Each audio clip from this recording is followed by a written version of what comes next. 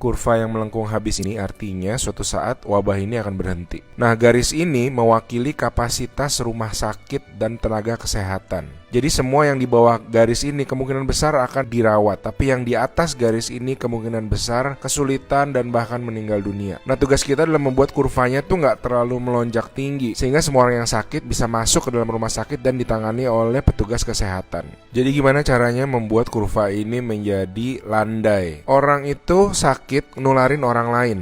Nah, orang yang sudah sembuh, tubuhnya jadi punya imunitas, sehingga kemungkinan dia tertular lagi itu kecil atau hampir nggak ada. Sehingga caranya sebuah wabah apapun itu dari zaman dulu berhenti adalah ketika cukup banyak orang kena virusnya, lalu menjadi imun sehingga virusnya nggak bisa punya orang untuk ditularin lagi. Nah, kenapa selama ini kita perlu banget namanya social distancing atau ngejauhin diri? Animasi ini bagus banget. Ini contoh kalau semua orang bergerak bebas seperti biasa, nggak ada pikiran, semua tetap pergi konser, pergi jalan-jalan. Ini akan terjadi. Satu orang akan menularkan semua orang berbarengan, dan itu yang berbahaya. Seperti tadi kita ngelihat kurvanya ya. Pada akhirnya akan lewat dan pada akhirnya semua orang akan sembuh. Tapi karena kurvanya tinggi, banyak orang akan mati dalam prosesnya. Nah, yang terjadi di Cina dengan adanya lockdown, ditutup, membuat orang tidak sakit sekaligus berbarengan. Jadi kurvanya lebih landai kalau kalian lihat, sehingga memberi waktu untuk orang-orang menjadi sembuh dan akhirnya bisa melandaikan kurvanya.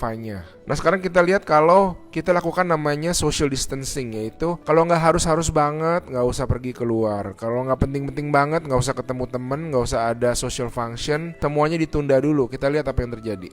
Nah, bahkan ini ada simulasi satu lagi. Kalau social distancingnya itu bener-beneran ekstrim, orang nggak boleh keluar, ada jam malam dan sebagainya. Ini yang terjadi. Kita lihat beda banget kan. Jadi ada orang yang akan tetap sakit, tapi mereka bisa masuk rumah sakit dan dirawat. Jadi teman-teman, please do your social distancing, stay at home, work from home, anywhere you can.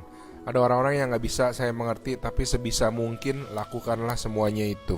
I think a good way of doing it is to imagine that you do have the virus, yeah, and change your behaviour so that you're not transmitting it.